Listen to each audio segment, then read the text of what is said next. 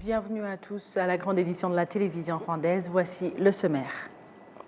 Le président Paul Kagame estime qu'il est temps de combler le vide qui s'observe encore dans le développement technologique entre les pays riches et les pays en voie de développement. Un groupe d'une trentaine de personnes est en train de faire une évaluation des pays membres de la communauté est-africaine dans le cadre de voir comment promouvoir le cyclisme dans cette région et surtout d'appeler les populations respectives de la communauté est-africaine à travailler ensemble sur ce point. Au sommaire également, deuxième tour préliminaire de la Ligue des champions de la CAF. C'est ça qu'on va couvrir dans l'édition.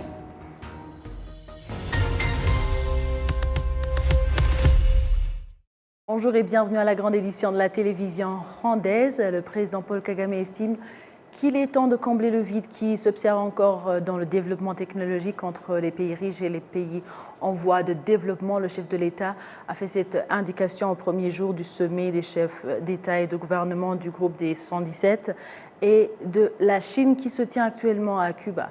Jean-Damascène Manéchimé pour le point. 2023 du sommet des chefs d'État et de gouvernement du groupe des 77 de la Chine, qui se tient actuellement à Cuba, a pour thème « Défis actuels du développement, rôle de la science, de la technologie et de l'innovation ».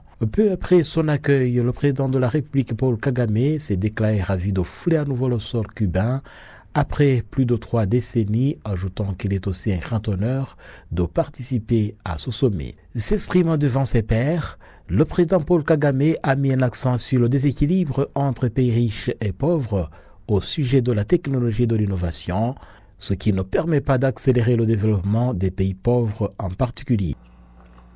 Today, developing countries are disproportionately affected by global shocks, including climate change, geopolitical tensions, and the lingering effects of the pandemic. Science and technology have the power to unite us and transform our future for the better. Aujourd'hui, les pays en développement sont disproportionnellement affectés par les chocs mondiaux, y compris le changement climatique, les tensions géopolitiques et les conséquences de la pandémie. La science et la technologie ont le pouvoir de nous unir et de transformer notre avenir pour le meilleur. Malheureusement, l'accès à la technologie n'est pas universel. Dans les pays pauvres, cela affecte négativement la capacité de répondre aux urgences. Le cas échéant, c'est là où la disponibilité des vaccins a été conditionnée par la richesse. La concentration des technologies de développement dans les pays riches encourage aussi la fuite des cerveaux. Au Rwanda, nous avons focalisé les investissements sur les compétences digitales, les données numériques dans la gouvernance motivée par 2 facteurs. Premièrement, nous avons axé notre économie sur la connaissance. En lien avec cet objectif, nous avons investi dans la compétence numérique et dans l'alphabétisation. Aujourd'hui, la cité innovante de Kigali abrite des universités de renommée mondiale, là où les étudiants, y compris les femmes et les filles, peuvent se spécialiser dans les technologies de l'information et de la communication, réunissant ainsi les talents africains. Nous souhaitons qu'ils embrassent l'innovation pour apporter une réponse à nos défis. Deuxièmement, notre investissement dans la transformation numérique a été façonné par le besoin d'en finir avec le déséquilibre dans le développement du capital humain entre les pays pauvres et les pays riches. Solutions for our common challenges. Secondly, our investment in the digital transformation has been informed by the need to close the imbalances in human capital development between rich and poor countries. Créé en 1964, l'objectif du groupe des 77 est de renforcer la solidarité et la coopération entre les pays en développement sur la scène économique internationale, de promouvoir l'établissement des nouvel ordre économique international et de faire progresser le processus de développement économique et social dans les pays en développement.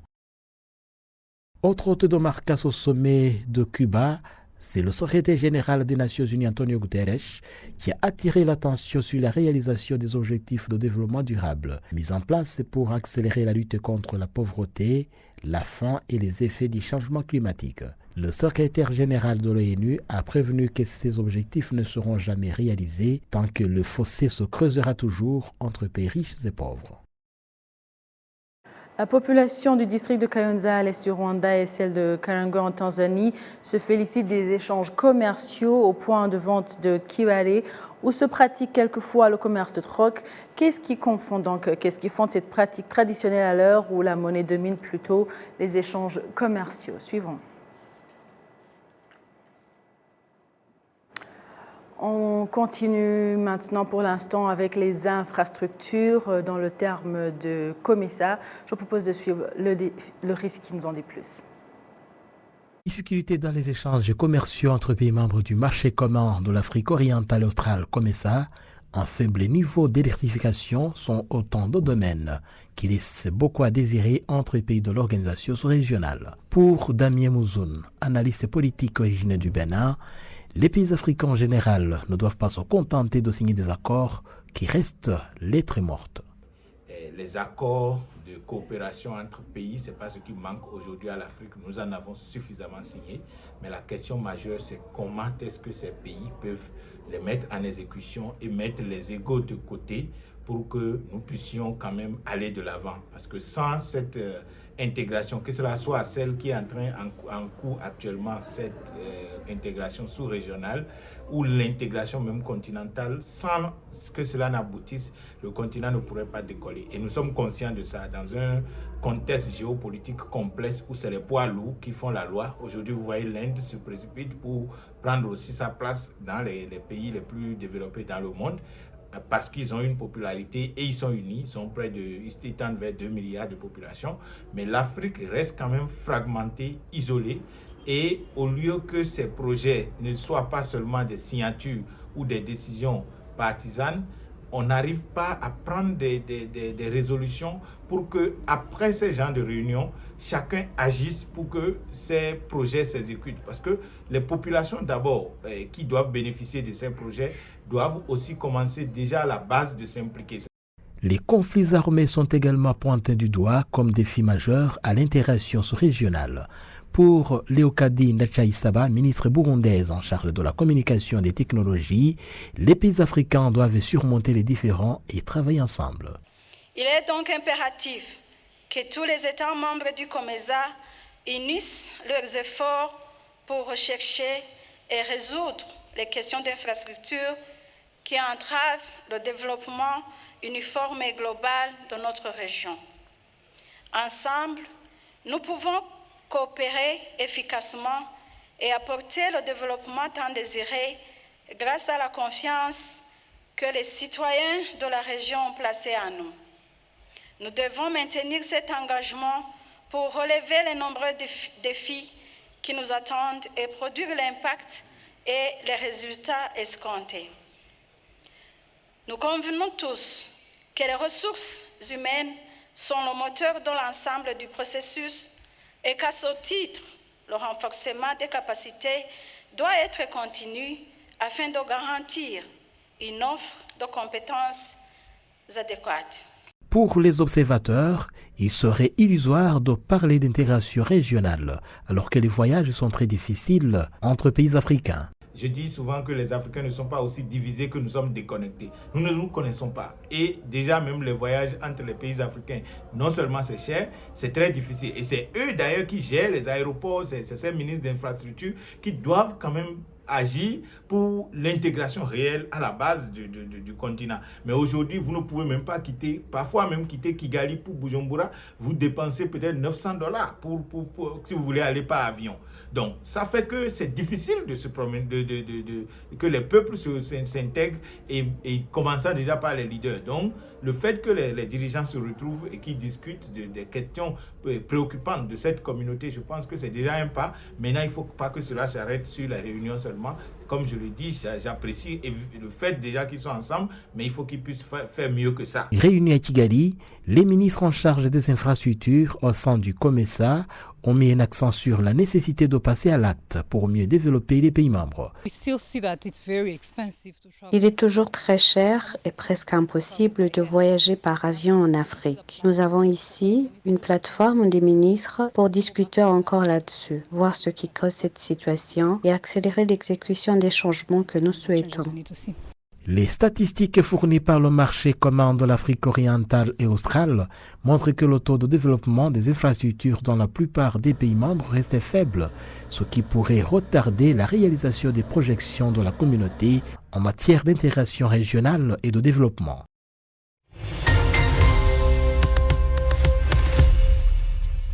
Parlons sport à présent, deuxième tour préliminaire de la Ligue des champions de la CAF. Ce samedi, les Tanzaniens de Young Africans affrontent à Kigali les Soudanais de Al-Marek. Cette rencontre se déroule au Rwanda en raison du conflit qui fait rage au Soudan, raison pour laquelle les Soudanais ont choisi de jouer les matchs aller au Rwanda. Suite à la proximité avec la Tanzanie, les supporters tanzaniens sont arrivés en grand nombre au Rwanda, de quoi animer non seulement le stade Pelé de Kigali, mais aussi tout le quartier de Nyamirambo. Ceux qui font des affaires à Kigali, notamment ceux qui font le petit commerce à Nyamirambo, se réjouissent de l'arrivée de ces Tanzaniens qui aura permis de réaliser du bénéfice. Pour leur part, leurs supporters tanzaniens se sont réjouis de l'accueil dont ils ont bénéficié à Kigali, un pays voisin et ami de la Tanzanie. Toujours à propos de cette confrontation entre les Soudanais et Tanzaniens, nous sommes en ligne avec notre confrère Kassim Youssouf qui se trouve à ce moment à Nyamirambo pour commencer. Kassim, bonjour.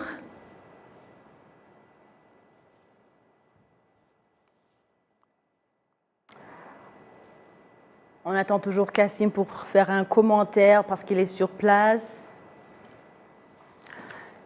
Avant de recevoir Kassim, on peut continuer avec l'actualité, parlant de ceux qui connaissent l'histoire de la ville de Kigali, affirment que son extension depuis 29 ans, donc un signe éloquent de la bonne gouvernance du Rwanda après le génocide perpétré contre les Tutsis au Rwanda en 1994. Ils estiment que sur base de cette gouvernance, son développement va continuer à s'accélérer. Jean Damascène Maniching nous fait le point.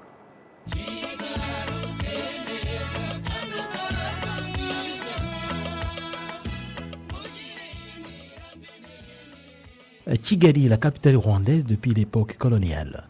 Les fins connaisseurs de l'histoire de Kigali affirment que les changements remarquables dans le développement de la capitale rwandaise se sont observés ces 29 dernières années. James Rwagasana habite à Kigali il y a environ 70 ans. Umujyi wa Kigali rero ni hara centre ville kuri plateau ukagenda ukagera kuri 40. La ville de Kigali ne comprenait que le centre-ville, Nyamirambo jusqu'au terminal des bus, le quartier de Muhima, Kichukiro, les autres villes salésiennes, actuellement l'école polytechnique, le quartier de Remera, une partie de Nyarutarama, une partie de Gatenga et de Gikondo, et vous revenez encore sur le plateau du centre-ville. C'est cette partie qui était habitée.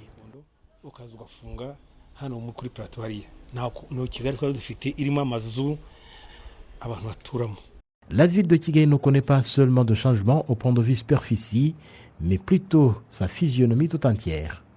Sylvestre Karemera se rappelle de l'image de la colline de Kanombe où il habite depuis 1997, une observation qu'il partage avec James Rwagasana qui lui habite le quartier de Muhima à Kigali depuis 1954.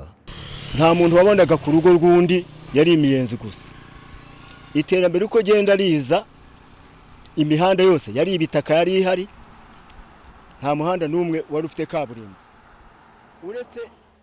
Les maisons n'avaient pas de clôture, aucune route n'était asphaltée, même les routes aménagées avec des pierres l'ont été longtemps après. Le quartier de Kimirongo, par exemple, n'était pas habité. Il n'y avait que de la brousse et des bananeries. Les maisons étaient plutôt très peu. Ukabona aho bita kwa Mushimbiri. Kwa Mushimbiri icyo gihe ryari ishyamba gusa nta nzu yahabaga. Ku myubakire so 1920 amazu ibitwa mugungo wa Tembo. Dans la construction, nous n'avions que des maisons très rudimentaires, ce qui n'est pas le cas aujourd'hui. Là où tu peux même trouver des maisons semblables à celles de certains quartiers résidentiels des grandes villes américaines ou européennes. aho usanga ni burayi hose aho ngaho. Si la salubrité de Kigali laissait beaucoup à désirer, contrairement à la situation actuelle, si les maisons rudimentaires ont cédé la place aux étages modernes, si les infrastructures de base se sont améliorées, cela n'est pas le fait du hasard, mais plutôt le résultat d'un travail considérable qui a exigé le concours de tout un chacun. Le travail abattu par ce gouvernement est vraiment extraordinaire. La physionomie de Kigali a totalement changé. Celui qui viendrait dans cette ville, après 29 ans d'absence, aurait du mal à reconnaître l'endroit où il habitait. Aujourd'hui, il y a des bâtiments tout à fait nouveaux, de nombreux axes routiers et d'autres infrastructures.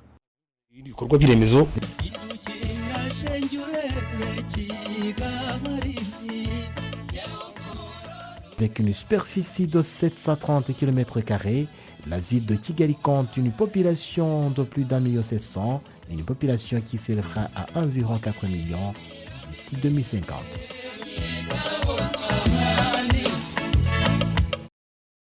Retour sur la page sport pour parler de la confrontation entre Soudanais et Tanzaniens. Nous sommes en ligne avec notre confrère Kassim Youssouf. Bonjour Kassim. Oui, allô Amandine. Bon après-midi. Toi qui es sur place, quelle est l'ambiance qui prévaut donc comme dans ce quartier de Nyamirambo? Quelle est l'ambiance pour le match? L'ambiance, c'est une ambiance bon enfant, une ambiance très euphorique. D'ailleurs, vous écoutez derrière moi, c'est une ambiance folle comme on dit, mais une bonne ambiance quand même parce que c'est depuis hier que la population, les habitants de Nyamirambo ont pu quand même vivre cette joie, cet bonheur des Tanzaniens qui ont accompagné leur formation de Young Africans ici à Kigali et déjà sur la pelouse ou sur, si vous voulez, le tapis synthétique de Kigali Stadium, de Kigali Pele Stadium, déjà 2-0 en faveur des Young Africans et les vuvuzela, les cris. Donc c'est la joie pour ces Tanzaniens-là qui sont ici chez nous pour donner de la voix et pousser leur formation à mieux faire, à mieux se dépasser, à mouiller le maillot, comme on dit, pour entrer à Dar es Salaam avec quand même un beau score de ce match aller. Oui.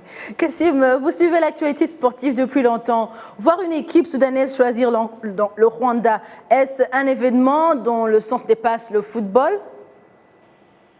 Écoute, Amandine, c'est vrai que cette ambiance d'ailleurs, tout ce que les Tanzaniens font ici, même l'équipe sur la pelouse, vont laisser quelque chose pour nos formations ici. On a remarqué que les Tanzaniens jouent un bon match, un bon football avec, comme on dit en jargon footballistique, des combinaisons d'ici et là. Même chose pour El Merreikh du Soudan qui fait du bon football. Et on espère que les équipes de chez nous qui participent à la première ligue du Rwanda vont quand même apprendre de ces deux formations. Si je dis apprendre de ces deux formations, ça signifie tout simplement que ce sont des formations qui se sont, de par leur football, montré qu'ils sont capables de jouer cette compétition africaine. El Merreikh a déjà remporté l'ancienne Coupe des vainqueurs de groupe. En fait, c'est cette coupe qui maintenant s'appelle la Confédération. Young Africans, vous vous souvenez que l'année passée est parvenu à arriver en finale de cette compétition. Alors, nos équipes, les supporters de nos équipes doivent apprendre de ces Tanzaniens qui vraiment soutiennent leur formation par tous les moyens, je vais dire. Ouais. Donc vous venez de mentionner même pour l'exemple de l'année passée. Là maintenant, si on retourne sur le cadre sportif, que pensez-vous que les sportifs d'ici au Rwanda vont, non pas d'une manière générale, puisque vous venez de mentionner, vont avoir comme... c'est quoi donc aujourd'hui, actuellement, que pensez-vous qu'ils vont tirer profit à part le cadre général? Oui, écoute Amandine, si on dit que le Rwanda est un pays qui a atteint un niveau de sécurité vraiment appréciable au niveau non seulement régional mais au niveau planétaire, c'est que c'est une bonne chose et cela doit être démontré par les autres qui viennent chez nous qui trouve un peuple hospitalier, qui trouve un pays bien dirigé, donc qui offre tout le nécessaire à ceux qui veulent quand même faire quelque chose sur la terre rwandaise. Alors, moi je dis tout simplement que, en dehors des aspects économiques, en dehors des aspects de l'aspect social, moi je dirais tout simplement que le Rwanda a déjà prouvé face au monde entier que c'est un pays qui s'est bien organisé, d'abord en mettant en place des infrastructures nécessaires, non seulement pour le football, mais pour d'autres domaines de la vie sociale. Ouais. Non seulement les infrastructures, mais l'aspect sécurité, ça compte beaucoup. On ne peut pas faire quelque chose, on ne peut pas jouer au football sans sécurité. Alors, je crois que c'est vraiment une chose très importante si une équipe étrangère donc vient ici pour accueillir d'autres formations. Donc, les Soudanais, malheureusement, ils ont fui leur pays parce que la sécurité là, ça ne va pas. Alors, ils ont préféré venir chez nous. Quand je dis chez nous, je dis bien au Rwanda, parce qu'ils y trouvent un peuple accueillant, un peuple hospitalier, et puis les infrastructures sont là. Donc, je dirais que vraiment, c'est bon pour le pays. C'est une preuve que le Rwanda, géographiquement petit, mais dans l'aspect politique, diplomatique, est un grand pays. Merci beaucoup, Kassim Youssouf. Oui, c'est moi qui vous remercie, Amandine. Merci. Je rappelle que c'est Kassim qui vient de terminer en disant que le gouvernement rwandais a tout investi dans le cadre de sécurité et d'infrastructures et que maintenant, les sportifs peuvent bénéficier et investir et aussi bénéficier du développement socio-économique. On continue avec l'actualité du sport, mais dans un angle où un groupe d'une trentaine de personnes est en train de faire une évaluation des pays membres de la communauté est-africaine dans le cadre de voir comment promouvoir le cyclisme dans cette région et surtout d'appeler les populations respectives de la communauté est-africaine à travailler ensemble sur ce point. Les membres de ce groupe ont commencé en Ouganda le 1er août pour ensuite aller au Kenya, en Tanzanie et au Burundi, sont arrivés au Rwanda le 12 de ce mois par la frontière de Nemba qui relie le Rwanda et le Burundi en district de Bugesera. Ils ont quitté le Rwanda ce samedi et se sont dirigés vers l'Ouganda où cette activité donc avait débuté et qu'elle prendra fin. Je vous propose de suivre l'appréciation du Rwanda dans le cadre de l'accueil chaleureux.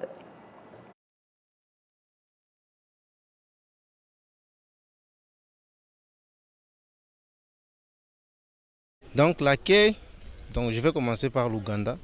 L'Ouganda c'était bien parce que on était là, on a été bien accueillis. Et Tanzanie, le début c'était bien, mais quand on est arrivé vers la fin c'était un peu difficile parce qu'on manquait de l'eau, de quelque chose à manger. Oui, c'était un peu difficile, mais avec la force et la détermination, on a pu terminer la Tanzanie. Et nous sommes allés vers le Burundi. Au Burundi, c'était bien parce qu'on a fait seulement 4 jours. Et le Rwanda, c'était aussi très bien parce qu'on a eu la chance d'être bien accueillis par la police, mais aussi par nos amis de Gashora. Je dis merci vraiment au gouvernement rwandais pour l'accueil. Donc, moi, ce que j'ai retenu dans cette activité de l'Est de l'Afrique, donc, si on est ensemble, et si on se met ensemble pour l'unité de l'Afrique, je crois que ça va nous amener très loin. Parce qu'on dit souvent que l'union fait la force. Donc si un Congolais, un Rwandais, les Ougandais, les Tanzaniens et tous les autres pays de l'Afrique de l'Est se mettent ensemble, je crois qu'on aura la force de terminer toutes ces difficultés qui se trouvent en Afrique. Parce que il ne suffit pas de dire qu'un Africain, c'est celui qui doit toujours demander aux Blancs. Et donc, c'est ça. Donc, la détermination, c'est ça notre force. Le voyage, c'est tellement difficile, mais c'est bon aussi. Parce qu'on voit partout, donc on voit Tanzanie, Kenya, Burundi, Rwanda. Donc, c'est bon vraiment, mais on souffre, mais par amour. Parce que c'est l'Est Afrique, on veut l'union. Donc on veut que ça soit un. les Rwandais, les Congo, le Burundi, que ce soit vraiment un. Il y a pas, donc il y a des ondits, mais c'est pas vraiment vrai. Parce que moi, je suis congolais, mais je suis au Rwanda et c'est bien. Il n'y a pas d'histoire de balkanisation ou quoi. Donc c'est bon. C'est bon, on est un et j'aimerais bien que les autres aussi, qu'ils viennent aussi participer avec nous. Avec Gax, c'est tellement bon. J'ai aucun problème avec les amis, donc on est bien. Donc, comment était l'accueil au Rwanda? C'était chaleureuse. Donc c'est une accueil vraiment chaleureuse. J'ai beaucoup aimé. Donc on a fait l'effort pour accueil à Rwanda. Donc on bien. Donc pas de problème. Donc c'est tellement beau.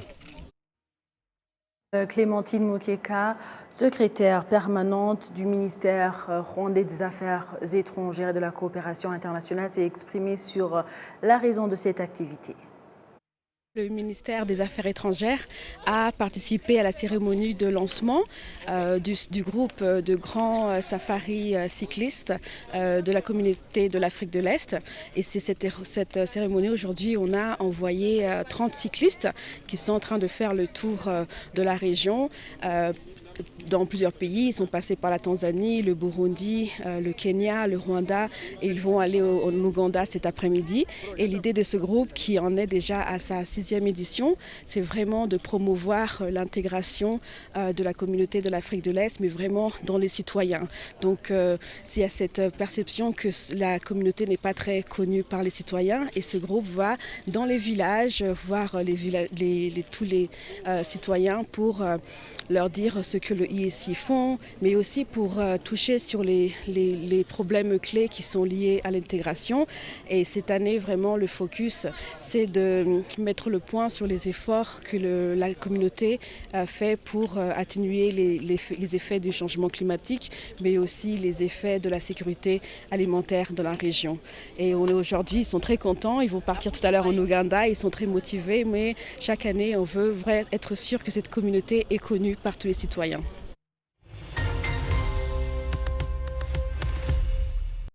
Pour aujourd'hui, merci à vous tous qui étiez au rendez-vous d'actualité. Au nom de toute l'équipe qui a réalisé la grande édition, je vous souhaite de passer une excellente suite du programme de la télévision rwandaise. Vous étiez avec Amandine Dikouma-Sabo. À la prochaine et d'ici là, portez-vous bien.